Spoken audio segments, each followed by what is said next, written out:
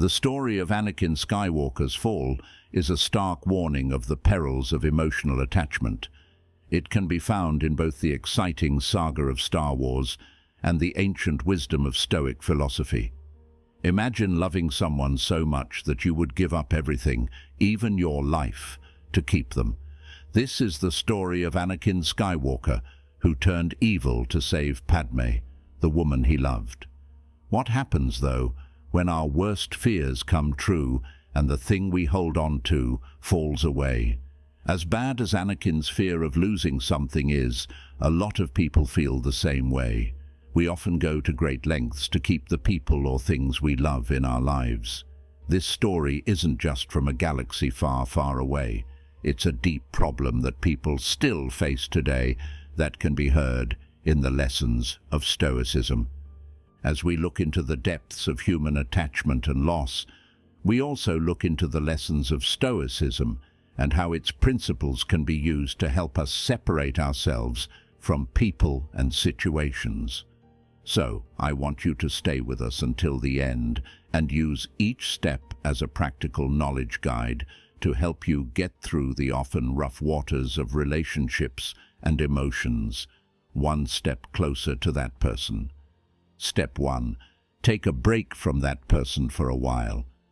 For a while, getting farther away is sometimes the smartest thing to do, not to make a gap, but to get clarity. Picture this. You're at a lively party where the music is loud and people are talking. You're trying to understand what a friend is saying in a whisper. It's hard, right? That's how we feel when we're too close to someone or something. The noise from the party drowns out clarity, just like our feelings do. Going back is like leaving the party and going to a place with less noise where you can hear and think better. The wise Seneca once said, "As often as you sojourn, return to yourself." This isn't just about physical space, it's also about mental and emotional space. Taking a step back helps us see our thoughts more clearly, like how clouds move across the sky, knowing that they are separate from us. Detachment is not coldness, it's a way to look at things and how we respond to them without getting attached to them. You need to be able to see the whole board, not just the piece you're holding. You don't need a villa in the country like the old Stoics did to use this today. It can be as easy as putting your phone away for an hour, going for a walk, or just sitting still in a room. The point is to find a place where the din of everyday life doesn't drown out your ideas. It's in these quiet times that we have the strength to make choices based on our inner knowledge and reason instead of our feelings at the time. Take a step back. This is your power move. It gives you room to breathe and see beyond the fog of the present. Step 2. Think about why you should keep your distance. Choosing to stay away from someone isn't something you do quickly. It's something you think about, which is in line with the values of Stoicism, which emphasizes reason and morality. Think of your life as a trip on a boat. The people in it are the winds and currents. Some help you move smoothly, while others may bring you into rough water. As the captain, it's up to you to choose which winds to use and which storms to stay away from. This choice isn't about avoiding something, it's about guiding your life in a way that fits with your morals and is good for you. Epicurus, a Stoic who went from being a slave to becoming wise, often talked about how important it is to choose relationships that are in line with our inner freedom.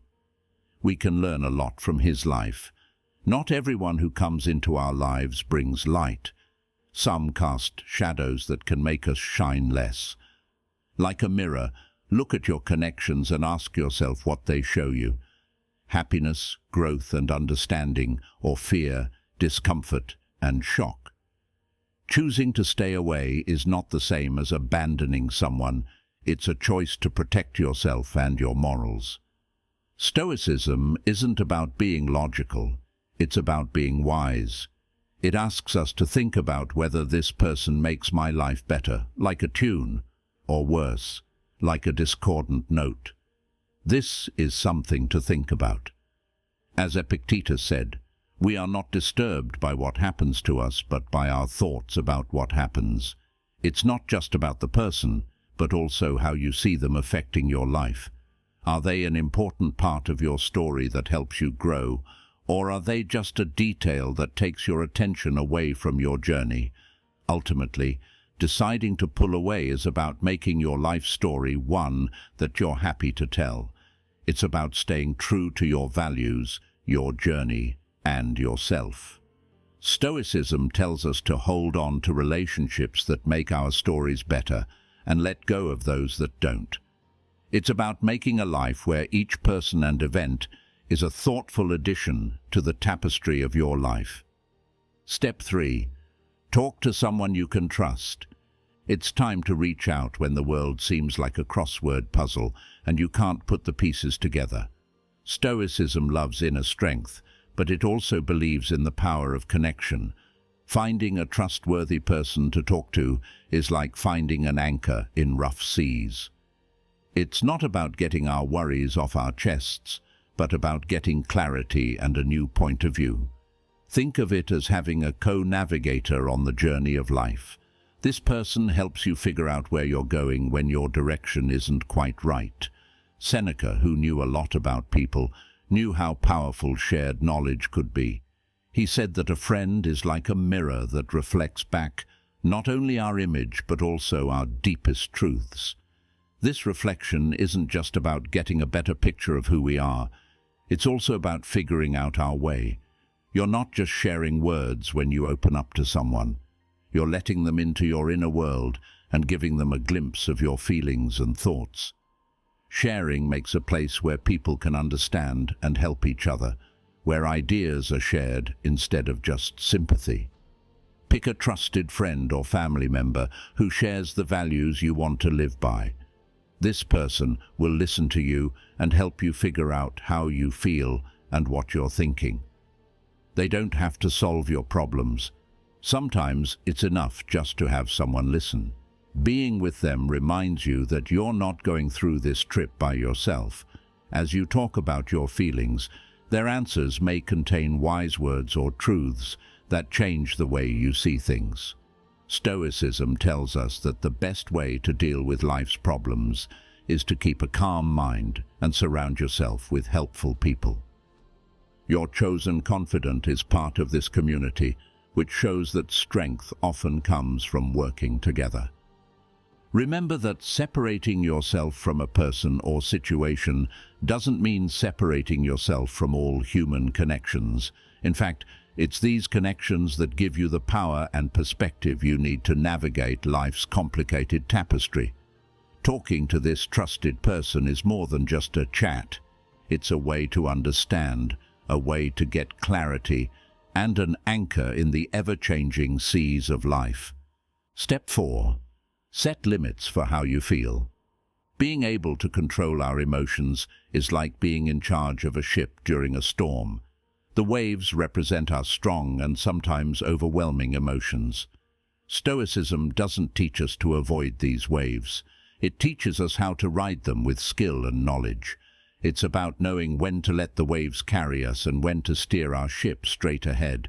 We all have feelings, but if we don't set limits for them, they can pull us off the road we've chosen. The challenge is to ride these waves without letting them flip our boat over. With his deep knowledge of the human mind, Epictetus tells us that things don't bother us. It's how we think about them that does. Having this point of view is important for setting emotional boundaries. It's like having a gatekeeper in our thoughts who lets our feelings in but doesn't let them take over the house, which is our inner peace. As an example, we know when anger is knocking when it does. Know what caused it, but don't let it sit at our table and tell us what to do. It means talking to our feelings, figuring out where they belong, and gently guiding them so they don't get in the way of our reason. In real life, making limits could mean giving yourself a certain amount of time to feel a certain way. Let's say I'll let myself feel bad about this for an hour, and then I'll think about how to fix it. It's not about denying thoughts. It's about controlling how they affect you. It's like a tightrope dancer who knows they're high but keeps their eyes on the rope. That way we can respect our feelings without giving them power over us. After we feel and understand, we gently bring ourselves back to a place of balance and reason.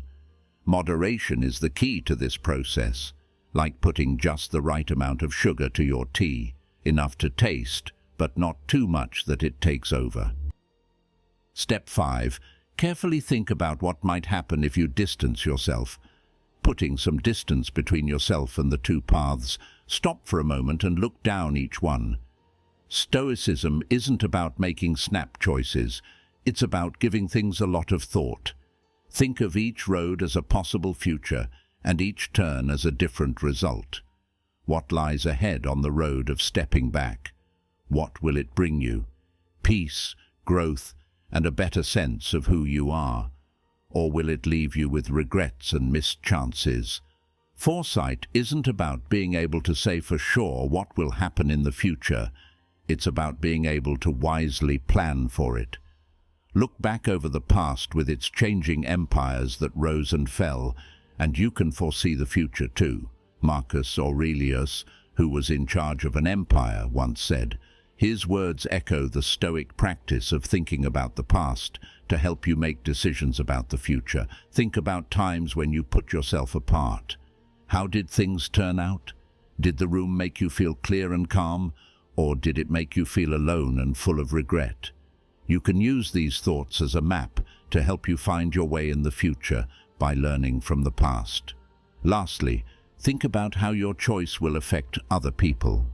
Stoicism tells us to think about what's best for everyone, not just ourselves. When you detach, are you helping yourself grow and making other people's lives better? Or could you be hurting them or confusing them? To harmonize your well-being with the world around you, you need to take this step. It's not just about making yourself happy. It's like being careful about where you walk in a yard so that you don't step on the flowers and hurt the plants. Stoics believe that detachment is a wise action, a choice that takes into account not only the self, but also the web of relationships in which we all live. Step 6. Take a break from social media. Think of your mind as a calm lake when you're away from social media. Now, picture social media as a calm surface that is constantly being hit by raindrops. These drops are the updates, alerts, and comparisons that keep coming in and ruining our peace. Stoicism, a theory that was popular long before computers, can still help you deal with these kinds of problems. Seneca often thought about how short life is, and social media is probably one of the many pointless things that keep people from living their best lives today. He once said something wise: "Life is long if you know how to use it." This step of detachment is about taking back our time and attention and picking where to put our valuable energy. Our attention is the thing that everyone wants on social media. We're not only avoiding a digital flood when we take a step back, we're also giving our thoughts room to breathe, think, and be. It's like drawing the blinds on a busy street outside your window. The noise, the crowds, and the non-stop movement are still there, but you don't care about them for a moment. You're alone in your room, where you can think, learn, and grow. This break from social media isn't a way to escape. It's a way to take care of myself. It's about figuring out what makes us happy and what makes us sad. As you take this break, pay attention to how your thoughts have changed. Are you more present, relaxed, and aware of your feelings and thoughts? Being able to know what we can control and let go of what we can't is at the heart of Stoicism. It's about realizing that we can't stop the rain, but we can go inside and enjoy the sound of the drops without getting wet. At this point in time, taking a break from social media might feel like getting off a fast-moving train. It's still and quiet, but that quietness makes things clear. Remember what Seneca said as you take a break from social media and make the most of this time. Do things that feed your soul, not just pass the time. Read a book, go for a walk, write in a journal. Get back in touch with yourself during this break. Remember who you are in the peace and quiet of the break room. Before we move on to step number 7 on our list, please make sure to like this video and subscribe to our channel. It helps us a lot and costs you nothing. Never miss out on any of our videos about Stoicism and the way you can master your life. Step 7. Consciously think about your basic needs. Today, as you take your last step toward separation, focus on the center of your being. Keeping your mind on what's important for your own growth and happiness is at the heart of Stoicism. It's about getting rid of the things that aren't important, the noise and the filler, and focusing on what feeds your mind. It's not about wants or needs. It goes much deeper than that. It's about keeping your emotions alive, being decent, and growing as a person. Imagine that your life is a garden. What does it need to grow well? The most important things are sunlight, water, and care. In the same way, figure out what's important for your spiritual and emotional progress and work on developing those areas. Epicurus knew how important it is to focus on what really counts because he was born into a hard life. His lessons show us how important it is to be able to tell the difference between good and bad things in our lives. Wealth is not having many things, but having few wants. Use this wise saying to improve your mental state. You need to know what you need to be happy, calm, and at peace. Seeing that less is more is part of it. It's about finding happiness in depth and simplicity in a world full of options and distractions. In real life, this means taking some time to think about what really makes you happy and at peace. Is it time alone, deep talks with friends, or doing something you enjoy? Figure out what these basic needs are and put them first. What you bring on a trip should only be the things that are necessary and add worth to the trip. This focused attention helps you let go of things and people that aren't important to you and don't meet your basic needs. Putting these wants at the center of your life builds a base for stability and happiness. Not a one-time thing, but a process that never ends, a constant return to what really counts. As you go through life, keep going back to your basic wants and making changes as you change and grow. This goal is your compass. It will help you see clearly and with purpose through life's many challenges. Being intentional about your life is important, not just surviving. And in this deliberate living, you will find the essence of Stoicism there. A life with meaning, knowledge, and peace inside. According to the teachings of Stoicism, we can find a lot of deep insights and useful tips in the road of separating ourselves from people and situations that bother us. In this philosophy, we are asked to take a moment to think about why we are separating ourselves, to have open conversations, to control our emotional responses, to think about the results of our actions, to disconnect from outside influences like social media, and to focus on our most basic needs. These kinds of acts are in line with the Stoic virtues. Stoicism, with its timeless wisdom, teaches us that separation is not the same as being emotionally numb. Instead, it is the achievement of a calm and strong inner state. Stoic ideas can help us find motivation as we go through the difficulties of life and the complexities of human relationships. They can point us in the direction of a happy, wise, and emotionally strong life. Please let us know what you think in the comments. Which step speaks to you or makes you want to try it? If you thought this video was helpful, click here to watch 12 Stoic secrets for doing your best. See you there in a second. Be stoic, stay stoic.